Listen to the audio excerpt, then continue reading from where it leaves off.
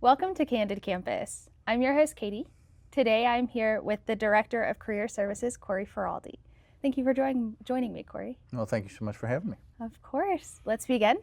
You grew up in Chaffee, New York. New York, yep. When many people think of people coming from New York, I think it's all like the city. You know, everyone lives in the city, and that's not true. So what was it like growing up in Chaffee and then in Buffalo? Absolutely, yeah. When you think of New York, you think of the city, and New York is a huge state, and it's very rural. And so that was actually my upbringing. I was about an hour south of Buffalo, New York, but we had a gas station. That was about the extent of it, and a lot of farms, very rural. So I had a very country kind of grow up. My school district was all these different farm town kinds of things with it. So it was very rural. It was great though. Yeah, what took you to Buffalo? Well, Buffalo was after my undergrad in there. So I went to a state school in New York called Geneseo. There's a lot of state schools in the system. And so I went to a school called Geneseo that was right near Rochester, New York. Also a school in the middle of nowhere with just the town built around it in there. And then after I graduated with that, I had a connection in Buffalo, New York from a high school friend, and that was working at the place I eventually got my first job at. And so then the next 5 years I did spend living in the city of Buffalo, New York. So I've seen both sides, the very rural country and the city. Yeah, that's so cool. Yeah. Golf, you said, is one of your hobbies. What makes you love it so much? And it's surprising I love it so much because I am not good at it in there, but I do love it. But part of the reason really is my father was not a sports guy in any way, shape, or form. So we never did a lot of the traditional sports stuff together, but he did golf and he loved golf. And so that was the beginning, was to be able to golf with him. And I think anybody who does start golfing and kind of gets into it understands that you can get hooked very easy into it. Golf's enjoyable. You're outside for several hours, and both my children play now, and so even though I'm bad at it, I enjoy it. And anytime I get a chance, I haven't had a chance to golf very much with kids, but any chance I get, I do love it. Yeah. Is there a golf course you go to regularly, or is it kind of just let's go to this one? If we're around here, Aiken Golf Club's nice. There was a little while where I was golfing at Midland Valley, and Cedar Creek is around here too. Yeah. So usually one of those. Okay, Yeah. nice. Yeah. You are an avid Buffalo's Bills fan. Is there something that keeps you cheering for them besides living and growing up near Buffalo?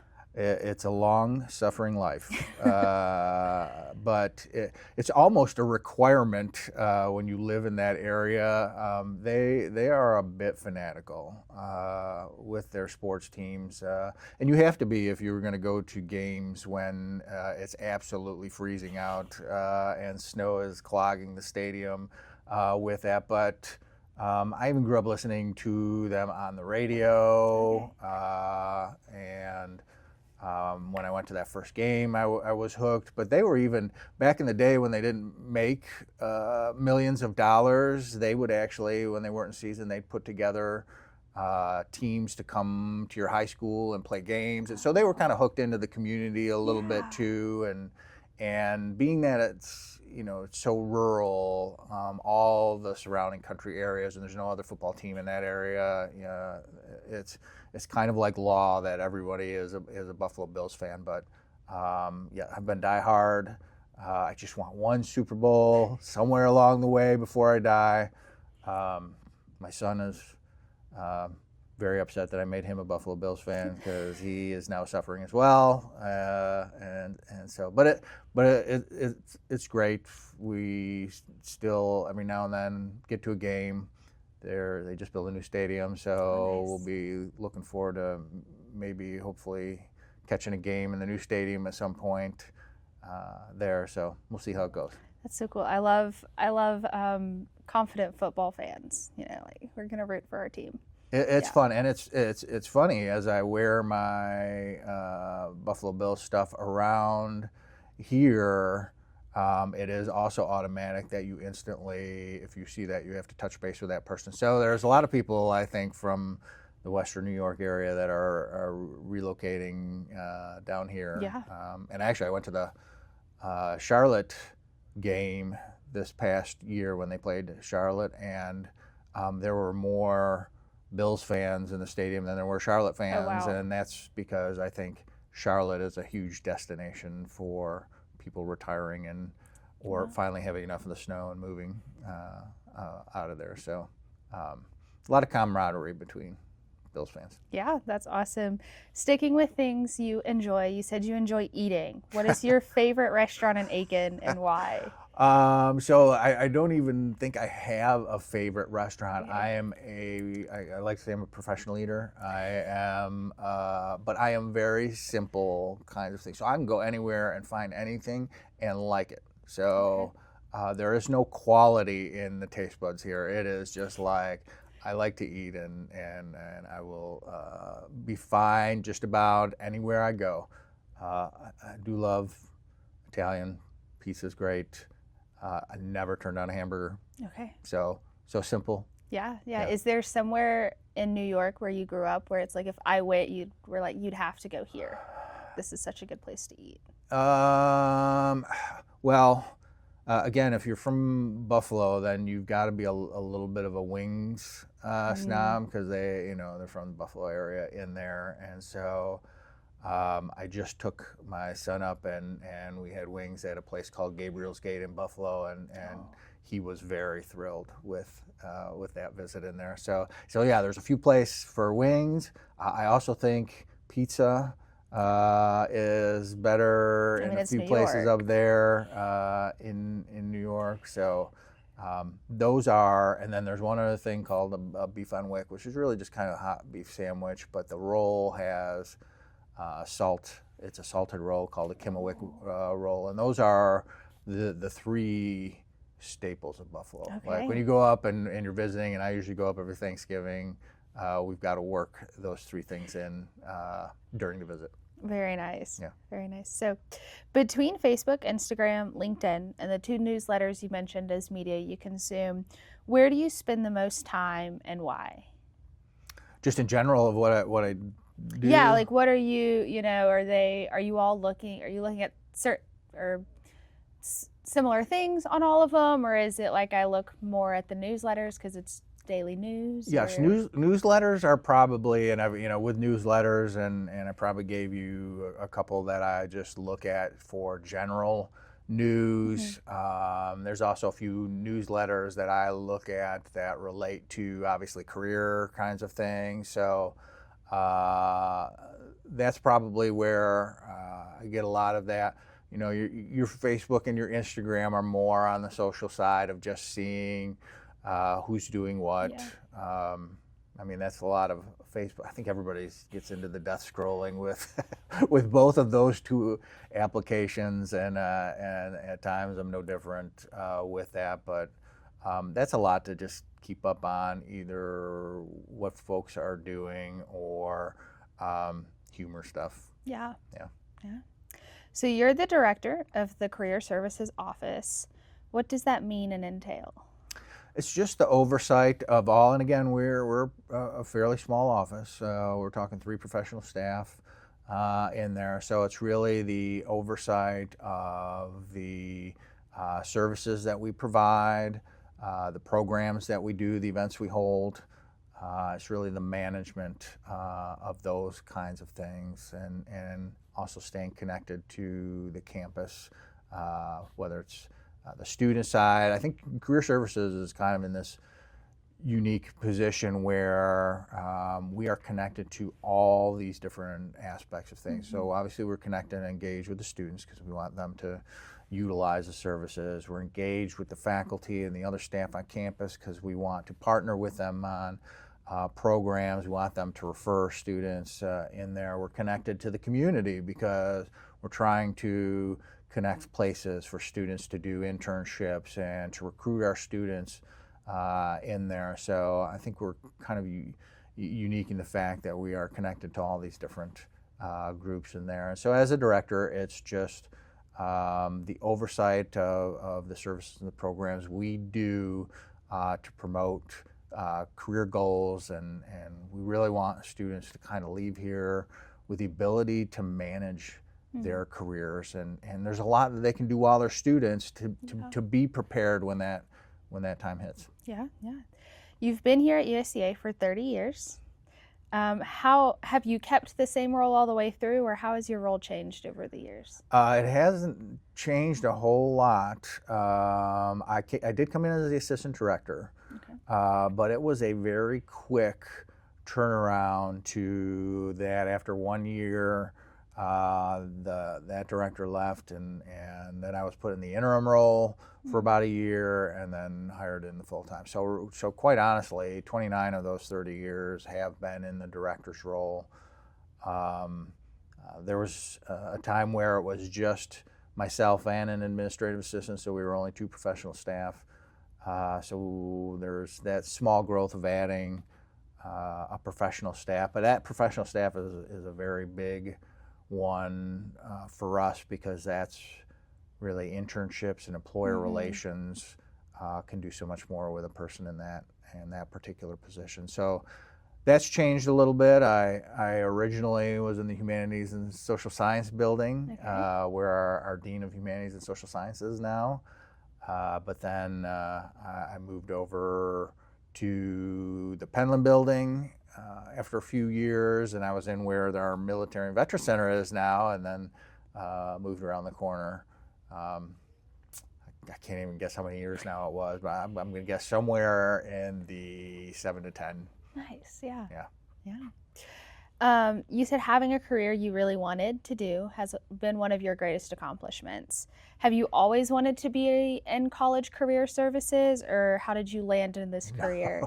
No, that was interesting with that, because I graduated with a psychology degree, and I had no idea what I was going to do with that. I wanted to be in a helping profession in some way, shape, or form. I had a high school friend who was living in Buffalo, and he worked at a youth facility that kind of worked with at-risk youth.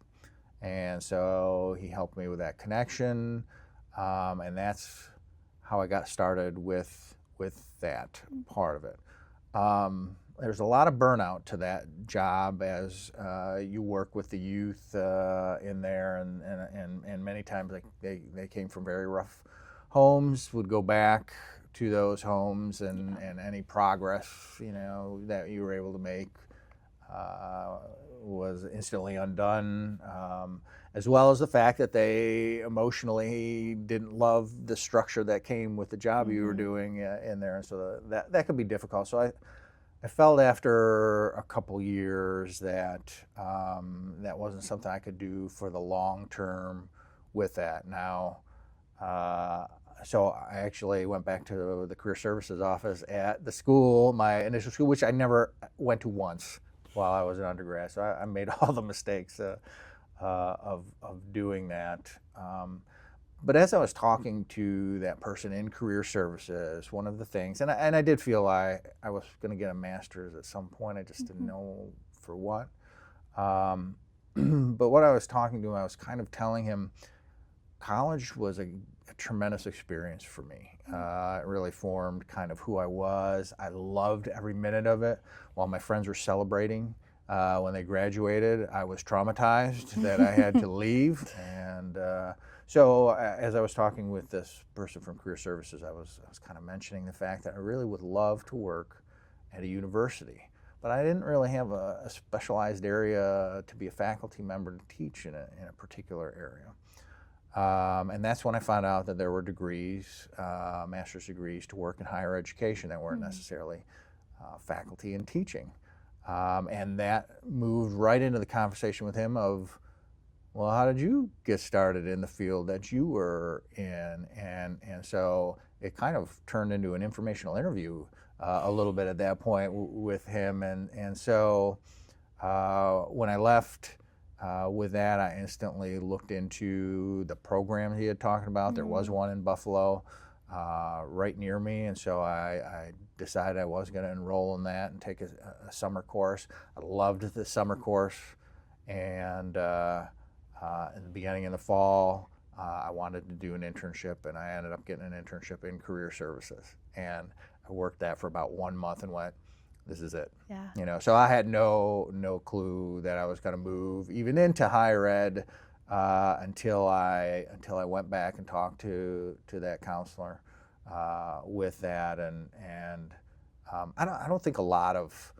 people who are working in higher ed ever had that as their original. Mm-hmm. You know, it's either an experience they have somewhere. Or, a lot of the students that come from here that I see end up in higher ed never started there. They just either do a job or they do something else within higher ed while they're a student, and they go, I really like this. Yeah.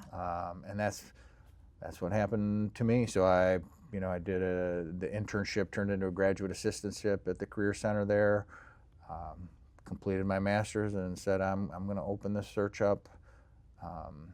At that point in time, career centers weren't big at schools all over, and people, once they got in them, didn't leave. Mm-hmm. And so I was like, well, I'm, could be lucky and land something right near here, but let's open it up and see where we were. So I interviewed at schools in quite a few different places. Yeah. So shameless plug, go to the career service office. Yeah. You have a wife and 2 children who you've mentioned briefly. How has your family become a great accomplishment in your life? Well, until you have kids, you really don't know what that's like and what that entails, and it's just a wonderful experience to have them grow up and all the new challenges they face as they hit different stages in that part of it. And now my son is actually finishing up the semester here, so he'll be walking in May with that, and that's always a nice feeling of accomplishment as well. But it's just, we've always been, I came from a pretty good sized family. There were 6 of us, children, and family's always been a fun thing. So it was an accomplishment for me, it was a big accomplishment, I felt, to kind of move towards my career direction, and then that was kind of a natural next step. I kind of felt for me was the family side of things, and once I got down here, that all worked out. Yeah, that's great. Yeah. When you finished your freshman year of college, you spontaneously went to Cape Cod to earn money. Tell me about that story. To try and earn money. I do not think that was successful. Yeah, the funny thing about that is, and we had heard at school that you go to Cape Cod, you work these summer jobs, and you make gobs of money doing that. And so about 5 of us went up to do that, just to, nothing planned ahead of time, just drove into town, find a job, find a place to live, and make gobs of money on there. And of course that didn't work out even remotely as planned. Finding a place to live was very hard. I ended up in a place with 5 other people I didn't know. My friends were in a different town. I had 2 jobs there that I didn't like either one of them. I was not making lots of money. The funny thing about that is everything that could have gone wrong for that decision went wrong. It was I'm not gonna say abysmal summer, but it was a rough summer up there.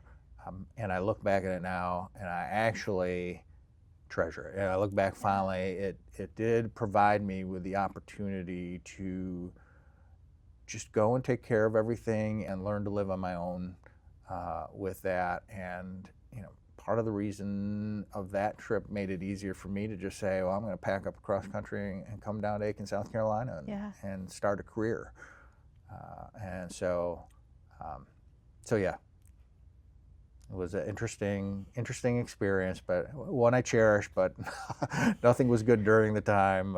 You would not suggest that to anybody now. Well, yeah, I would. I suggest what I suggest. I think it's always good to. I'll run into students sometimes who haven't been out of the state or like ever, or haven't had the opportunity to explore some things or live on their own, and sometimes that can be a little bit frightening, but I think sometimes it can be really beneficial in the development of someone. You can always come back.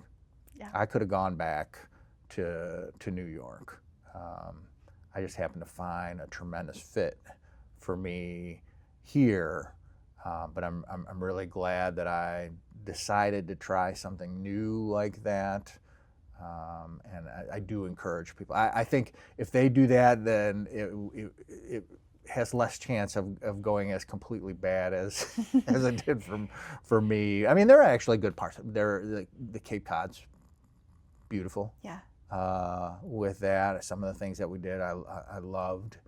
I just did the jobs part was what didn't go. I started in some sales position, and I am not a sales guy, so that lasted about a week and a half, and then I ended up in a restaurant part of that, and that was okay, but it wasn't the monetary part that I had hoped for, and it was good experience being away from family a little bit. You missed it, and you could be a little bit homesick, but you were still being independent and learning a lot. Yeah. All right, so to wrap this up, we have a segment at the end of the show called This or That.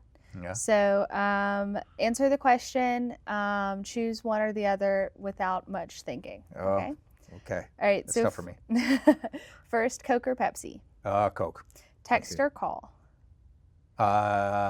Text. Text. Sandals or sneakers? Oh, sneakers. Pancakes or waffles? Waffles. Movie date or dinner date? Dinner date. The station or the sack? The sack for me. I Okay. hear a lot of things about the station, though. Yeah. The station and the sandwiches get a lot of good publicity. They do. Yeah, for Yeah. sure. All right. Well, thank you so much for joining me Sure, today thank you. on this episode of Candid Campus. It was great to have you. Great to be here. Please be sure to follow Pacer Studios on Instagram, YouTube, TikTok, and we'll see you next time.